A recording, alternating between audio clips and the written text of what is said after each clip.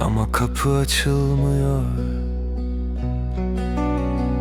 Gurbet uzak bir şehir değil, sadece insanın sevdiğinden ayrı kaldığı her yer. Bazen bir tren yolu, bazen bir gece, bazen de aynı evin içinde, birbirine ulaşamayan iki kalp. Ben seni uzaklarda düşünürken akşamlar daha erken oluyor. Çay soğuyor masada, sözler içimde kalıyor. Bir yanım seni bekliyor, bir yanım beklemenin de bir çeşit ayrılık olduğunu öğreniyor.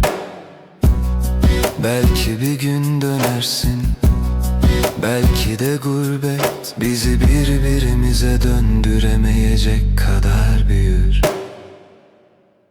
Ama bil ki hangi şehirde olursan ol, hangi yola düşersen düş, benim içimde sana ayrılmış bir yer kalacak. Çünkü bazı insanlar gider ama yok olmaz, sadece insanın içinde bir ömür gurbet kalır.